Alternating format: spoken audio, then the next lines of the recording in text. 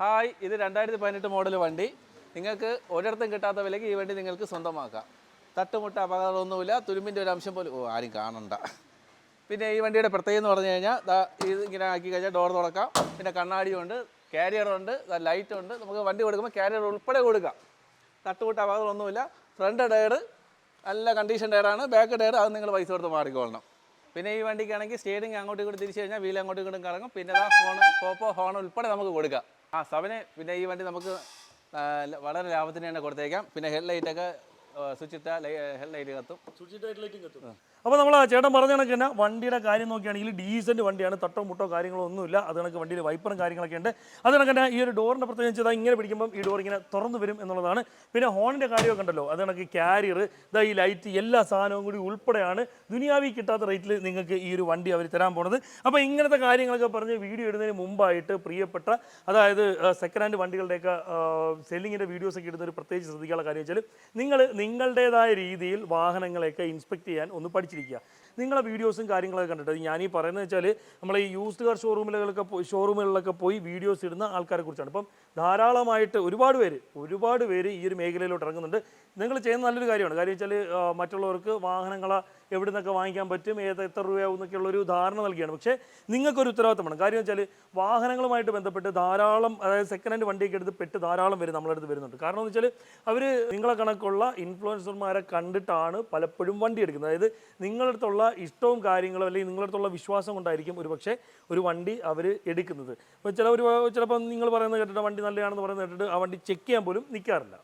നമ്മൾ മിക്ക വീഡിയോയിലും, അതായത് നമ്മൾ ഈ യൂസ്ഡ് കാറിനുമായിട്ട് ബന്ധപ്പെട്ട് ഇടുന്ന ഏതൊരു വീഡിയോ ആണെങ്കിലും പ്രത്യേകം എടുത്ത് പറയുന്നൊരു കാര്യമുണ്ട്. നിങ്ങളൊരു വണ്ടി എടുക്കാൻ നേരത്ത് തീർച്ചയായിട്ടും ആ ഒരു വണ്ടി ഒരു നല്ലൊരു മെക്കാനിക്കിനെ കൊണ്ട് ഇൻസ്പെക്ട് ചെയ്തതിന് ശേഷം മാത്രം എടുക്കുക എന്നുള്ളത്. അത് ഒരുപക്ഷെ ചിലവർക്ക് പറ്റാത്തൊരു സാഹചര്യം വരുമ്പോഴത്തേക്ക് അതായത് യൂട്യൂബേഴ്സ് ഇടുന്ന വീഡിയോസ് കണ്ടിട്ടായിരിക്കും ആ ഒരു വണ്ടി അവർ ചാടിക്കറി എടുക്കുന്നത്. അപ്പം യൂട്യൂബർമാർ, അതായത് ഈ ഇത്തരത്തിലുള്ള കണ്ടന്റുകൾ, സെക്കൻഡ് ഹാൻഡ് വണ്ടികളുടെ കണ്ടന്റ് ഇടുന്ന ആൾക്കാർ ചെയ്യേണ്ടുള്ള പ്രത്യേകിച്ചൊരു കാര്യം വെച്ചാൽ നിങ്ങളൊരു യൂസ്ഡ് വണ്ടിയുടെ അല്ലെങ്കിൽ ഒരു വാഹനത്തിൻ്റെ ബേസിക് കുറേ കാര്യങ്ങൾ അറിഞ്ഞിരിക്കുകയും പഠിച്ചിരിക്കുകയും വേണം. നിർബന്ധമായിട്ടും ചെയ്യണം. കാരണം എന്ന് വെച്ചാൽ ഒരു വണ്ടി കണ്ടാൽ നിങ്ങൾ കുറച്ച് സെലക്റ്റീവ് ആവണം. ഒരു വണ്ടി കണ്ടാൽ അല്ലെങ്കിൽ ആ വണ്ടി ഒന്ന് തുറന്ന് നോക്കി ഒന്ന് ചെക്ക് ചെയ്താൽ വണ്ടിയുടെ കണ്ടീഷൻ എന്തായിരിക്കും എന്നുള്ളൊരു ധാരണ നിങ്ങളിലേക്ക് വരുന്ന രീതിയിൽ നിങ്ങളൊന്ന് സെറ്റ് ആവണം. മറ്റൊന്നും കൊണ്ടല്ല, ഇപ്പം നിങ്ങൾക്കും വണ്ടിയുടെ കണ്ടീഷൻ എന്ന് പറഞ്ഞുകൂടെ. ഇപ്പം ഞങ്ങളുടെ നാട്ടിലൊരു സ്വാഭാവികമായിട്ടൊരു വർത്തമാനമുണ്ട്. എങ്ങനെയാണെന്ന് വെച്ചാൽ ഈ വട്ടത്തിൽ പിടിച്ച് നീളത്തിൽ ഓട്ടിക്കാൻ മാത്രം അറിയാമെന്നുള്ള രീതിയിൽ അത്തരത്തിലാണ് 90% അല്ലെങ്കിൽ 80% യൂട്യൂബർമാരുടെയും കാര്യം. വണ്ടിയെക്കുറിച്ച് ഒരു കുന്തം അറിയത്തില്ലായിരിക്കും, പക്ഷേ ചെന്ന് നിന്ന് ഭയങ്കര തള്ളായിരിക്കും. ഇത് അങ്ങനെയാണ്, ഇങ്ങനെയാണ്, അതാണ്, ഇതാണ്, മറ്റതാണ്, മറിച്ചതാണെന്ന് പറഞ്ഞ് എത്ര പേർക്ക് സത്യസന്ധമായിട്ട് പറയാൻ പറ്റും? നിങ്ങൾ വീഡിയോസ് എടുക്കാൻ പോകുന്ന സമയത്ത് ആ വണ്ടികളൊക്കെ ഒന്ന് സ്റ്റാർട്ട് ചെയ്ത ശബ്ദമോ പുകയോ എന്തെങ്കിലും ഉണ്ടോ എന്ന് ചെക്കെങ്കിലും സ്വാഭാവികമായിട്ട് ചെയ്യുമെന്നുള്ളത് ഇല്ല. ഇത് വെറും കണ്ടൻ്റായിട്ട് മാത്രമാണ് ചെയ്യുന്നത്. വളരെ ഉത്തരവാദിത്വമുള്ളൊരു സംഭവമാണ് നിങ്ങൾ ചെയ്യുന്ന ആ ഒരു കണ്ടൻറ്റ്. ആ ഒരു കണ്ടൻറ്റ് വെറും കണ്ടൻ്റായിട്ട് മാത്രം കാണാതെ അത് ഒരു ഉത്തരവാദിത്വത്തോടു കൂടി നമ്മളെ കണ്ടിട്ട് മറ്റൊരാൾ വന്ന് വണ്ടി എടുക്കുന്നതാണ്. ഒരു പക്ഷേ കടത്തി നിൽക്കുന്ന ഒരാളായിരിക്കും. ചിലപ്പോൾ ഹോസ്പിറ്റൽ കേസിൻ്റെ കാര്യത്തിനായിരിക്കും അദ്ദേഹം ഒരു വണ്ടി എടുക്കുന്നത്. ചിലപ്പോൾ ഉള്ളതൊക്കെ വിറ്റ് പറയ്ക്കുകയോ കടം വാങ്ങിച്ചൊക്കെ ആയിരിക്കും ഒരു വണ്ടി എടുക്കുന്നത്. ഇന്ന ആളിട്ട വീഡിയോ അല്ലേ, അല്ലെങ്കിൽ ഇന്നാളെ വീഡിയോയിൽ വന്ന വണ്ടിയല്ലേ, വണ്ടി നല്ലതായിരിക്കും എന്ന് പറഞ്ഞിട്ട് ചാറി കയറി എടുക്കും. എടുത്തതിന് ശേഷം പണി കിട്ടുമ്പോഴത്തേക്ക് ആരും കാണൂല. കച്ചവടക്കാരൻ്റെ വിളിക്കുമ്പോഴത്തേക്ക് നിങ്ങൾ നോക്കിയെടുക്കണമായിരുന്നു പറയും. അപ്പം നിങ്ങളെ കൊണ്ട്, അതായത് നിങ്ങളെ വീഡിയോസ് വെച്ചിട്ട് നിങ്ങളെ മുതലെടുക്കുന്ന രീതിയിലോട്ട് നിങ്ങൾ പോകരുത്. അതായത് നിങ്ങളറിയാതെ നിങ്ങളെ മുതലെടുക്കുന്നു എന്നൊരു സെറ്റപ്പിലോട്ട് പോകരുത്. ഇപ്പം ഞാൻ നോക്കിയിട്ട് ഒരു സ്ഥാപനത്തിൽ ഒരു കച്ചവടം ചെയ്യാൻ വേണ്ടി വണ്ടി ഇട്ടേക്കുന്ന ഒരു 10-30 വണ്ടികളുള്ളൊരു സ്ഥാപനത്തിൽ ആ 30 വണ്ടിയും പല രീതിയിലുള്ള കണ്ടീഷനായിരിക്കും. ചിലപ്പോൾ ആ 30 വണ്ടിയിലൊരു 20 എണ്ണം പക്കായിരിക്കും, ബാക്കി 10 എണ്ണം ഇത്തിരി മോശമായിരിക്കും. ഈ 10 എണ്ണം എങ്ങനെയെങ്കിലും അടിച്ചു പറഞ്ഞ് വിടാനായിരിക്കും നിങ്ങളെ അവർ വിളിക്കുന്നത്, അതായത് വീഡിയോസ് ചെയ്യാനായിട്ട്. ബാക്കി 20 എണ്ണം നല്ല വണ്ടികളായിരിക്കും, ബാക്കി 10 എണ്ണം അത്യാവശ്യം മോശമായിരിക്കും, കുറേ നാളായിട്ട് അവിടെ കിടക്കുന്ന വണ്ടികളായിരിക്കും. ചിലപ്പോൾ നിങ്ങൾ അവിടെ ചെല്ലുമ്പോഴത്തേക്ക് നിങ്ങൾ ചോദിക്കുമായിരിക്കും ഈ വണ്ടിയുടെ കണ്ടീഷൻ എങ്ങനെ, ഈ വണ്ടി എന്താ അവസ്ഥ എന്നൊക്കെ ഉള്ളത്. അപ്പോൾ അവർ പറയും വണ്ടി കുഴപ്പമൊന്നുമില്ല, വണ്ടി സെറ്റ്, ഒരു കുഴപ്പമില്ല, വണ്ടി പുത്തൻ വണ്ടി കണക്ക് കിടക്കുക, പെയിൻറ്റിംഗ് ഒന്നുമില്ല, അങ്ങനെ റീപെയിൻ്റ് ഇല്ല, ഇടിപിടിയൊന്നുമില്ല എന്നുള്ളത്. ഇപ്പോൾ ചെറിയ തട്ടുമുട്ടോ അല്ലെങ്കിൽ വല്ല ഡോർ റീപ്ലേസ് അതൊക്കെ പോട്ടെ. ചിലപ്പോൾ നിങ്ങൾ ചെയ്യുന്ന വാഹനങ്ങളിൽ വലിയ ആക്സിഡൻറ്റ് സംഭവിച്ച വാഹനങ്ങളോ അല്ലെങ്കിൽ ഏതെങ്കിലും രീതിയിൽ എഞ്ചിൻ സംബന്ധമായിട്ടോ ഗിയർ സംബന്ധമായിട്ടോ ഒക്കെ വലിയ രീതിയിൽ പ്രശ്നങ്ങളൊക്കെ ആയിട്ട് അത് ഒന്നും ചെയ്യാൻ പറ്റാത്ത അവസ്ഥയിലിരിക്കുന്ന വണ്ടികളായിരിക്കും നിങ്ങളെ വീഡിയോസിലൂടെ മാക്സിമം വിൽക്കാൻ ശ്രമിക്കുന്നത്. നിങ്ങൾ വണ്ടിയെക്കുറിച്ച് ഇപ്പം നിങ്ങൾക്ക് അറിയാവുന്ന ഏതെങ്കിലും സ്ഥാപനത്തിലോ മറ്റൊക്കെ ഒന്ന് വർക്ക്ഷോപ്പുകളിലോ മറ്റൊക്കെ ഒന്ന് പോയി ഒരു വണ്ടി നോക്കിയെടുക്കുന്നത്, അല്ലെങ്കിൽ വണ്ടിയുടെ മെക്കാനിക്കിൻ്റെ ഭാഗങ്ങൾ സൗണ്ട് കേട്ടാൽ എങ്ങനെയാണെന്നുള്ളതൊക്കെ ഒരു വല്ലപ്പോഴൊക്കെ ഒരു ആഴ്ചയിലൊരിക്കോ 2 ദിവസമൊക്കെ ഒന്ന് പോയി ഒരു 2-3 മണിക്കൂറൊക്കെ നിന്ന് അവിടുത്തെ രീതിയും കാര്യങ്ങളൊക്കെ പഠിച്ച് വരുമ്പോഴത്തേക്ക് ഓട്ടോമാറ്റിക്കലി അത് നിങ്ങൾക്ക് മനസ്സിലാവും. അങ്ങനെ മനസ്സിലാക്കിയതിന് ശേഷം നിങ്ങൾ ഒരു യൂസ്ഡ് കാറിൻ്റെ വീഡിയോ ചെയ്യാൻ പോകുമ്പോഴത്തേക്ക്, യൂസ്ഡ് കാർ ഷോറൂമിൻ്റെ വീഡിയോ ചെയ്യാൻ പോകുമ്പോഴത്തേക്ക് അവിടെ ചെന്നിട്ട് വണ്ടികളൊക്കെ ജസ്റ്റ് ഒന്ന് നോക്കുക. അതിൽ കൊള്ളാവുന്ന വണ്ടികളുടെ വീഡിയോ എടുക്കുക.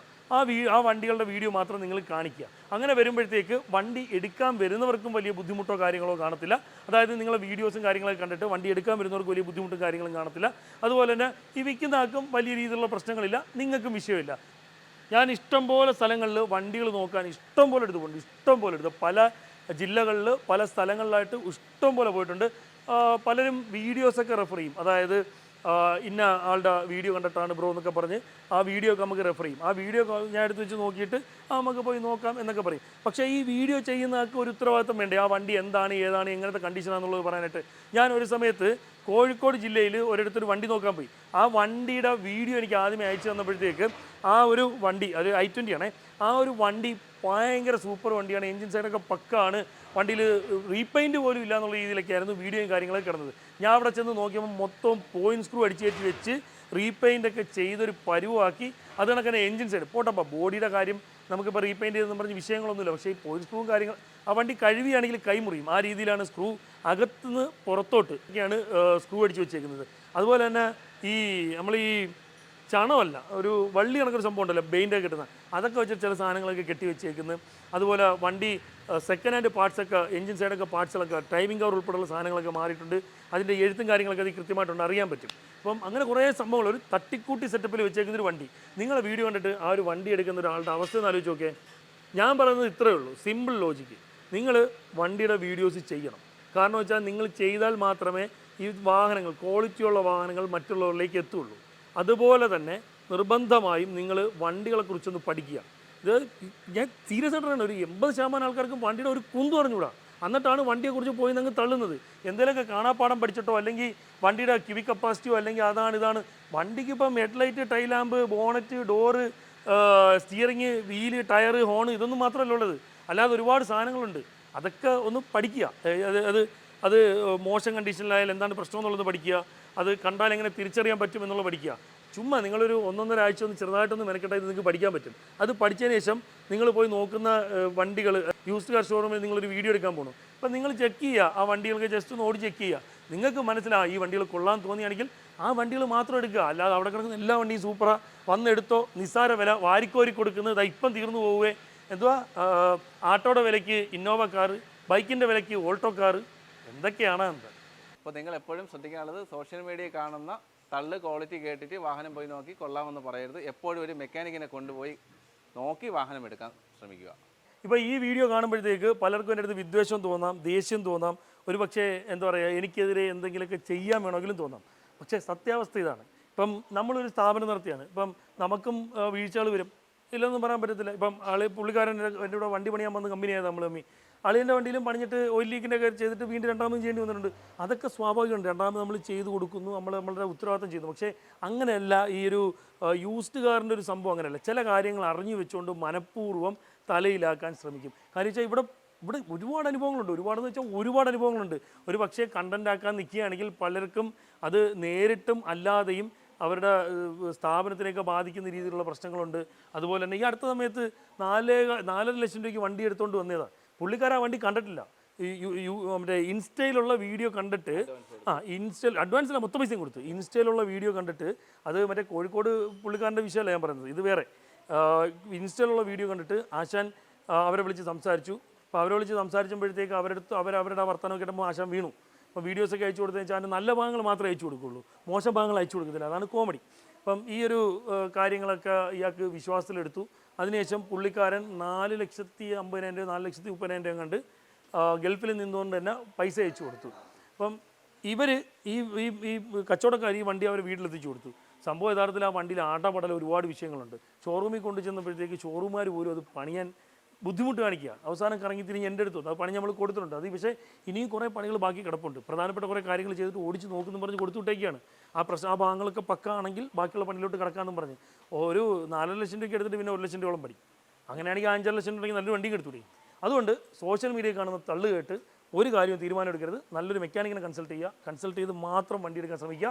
ഇപ്പോൾ നമ്മളൊരു വണ്ടി എടുത്ത് ആ വണ്ടി അത്ര പോരാ, നമുക്ക് ഇഷ്ടപ്പെട്ടില്ല, നമ്മൾ തിരിച്ചുകൊണ്ട് കൊടുക്കുമ്പം അവർ ഇന്നാ നിങ്ങളെ പൈസ, അല്ലെങ്കിൽ ഞങ്ങൾക്കൊരു 2000 രൂപ എക്സ്പെൻസ് ഉണ്ട്, ആ എക്സ്പെൻസ് 2000 രൂപ കുറച്ച് ബാക്കി പൈസ തരാം എന്ന് വിചാരിച്ച് അത്തരത്തിൽ കൈകാര്യം ചെയ്യുന്ന ഒരു ടീമിൻ്റെ അടുത്താണെങ്കിലും പ്രശ്നമില്ല.